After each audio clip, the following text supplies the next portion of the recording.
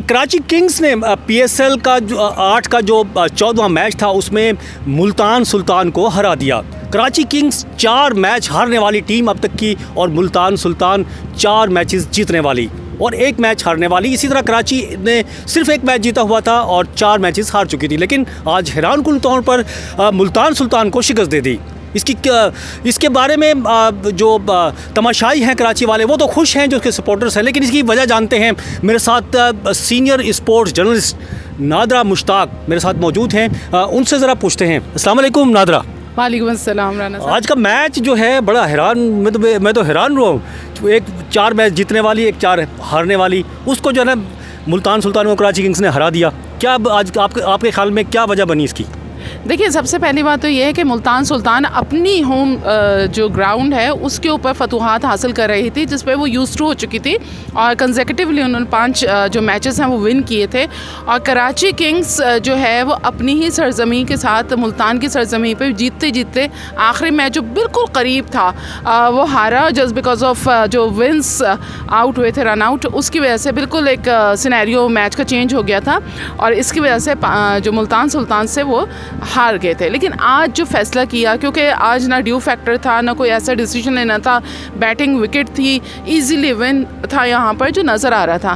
तो मुझे ये लगता है कि जो आज टॉस का फैसला वो भी बहुत वाइज लिया। उसके अलावा जो इन्होंने थोड़ी सी चेंजेस की थी, आज तबरेज़ शम्सी को इंडक्ट किया था, वो बहुत ज़्यादा पॉजिटिव साबित हुए और बहुत ही ज़बरदस्त उन्होंने परफॉर्मेंस दी। उसके अलावा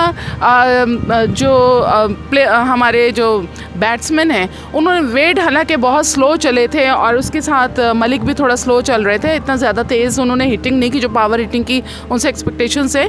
इवन देन उनके पास विकेट्स मौजूद थी और उन्होंने टाइमिंगली ये कर लिया और एक सही, एक मुनासिब, मैं कहूँगी कि उन्होंने टारगेट सेट किया, बहुत बड़ा नहीं किया। लेकिन हाँ, आज मुल्तान सुल्तान का डे नहीं था, उन्होंने उस तरह की परफॉर्मेंस नहीं दी। उसामा मीर जो कि पावर हिटर भी हैं, लेकिन आज थोड़ा ऑफ कलर सब नजर आए। ठीक है, और नहीं तुम पॉइंट्स टेबल पे देखें तो जिस तरह मैंने पहले भी कहा, मुल्तान सुल्तान सबसे ऊपर थी, कराची किंग्स सबसे नीचे थी।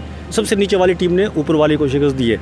ठीक है, तो अब जिस तरह से मोहम्मद आमिर को आज जो है बिठाया गया, आराम दिया गया, क्या वो उनकी जगह पर मोहम्मद आमिर की जगह इन्होंने मोहम्मद उमर ख़ान को मौका दिया था। फिर उसके बाद मोहम्मद उमर ख़ान भी एक्सपेंसिव हुए थे, तो इन्होंने आज तबरेज़ शम्सी को लेकर आए थे। तो मेरे ख्याल से एक अच्छा वाइज डिसीजन था तबरेज़ को लाने का, क्योंकि तबरेज़ खुद साउथ अफ्रीका की तरफ से खेलते हैं और बहुत ही ज़बरदस्त उनकी परफॉर्मेंस है।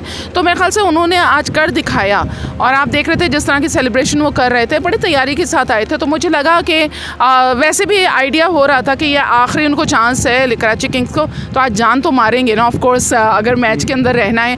प्लस ये कि फिर वो वसीम अकरम ने अपने बहुत ही गुस्से का इजहार भी किया था वहाँ पर, तो थोड़ी सी ट्यूनिंग तो हुई होगी तमाम। ठीक है, thank you very much. Senior sports journalist NADRA Mushtaq मेरे साथ मौजूद थी, उनका तज्ज़िया आपने सुना इस मैच के बारे में।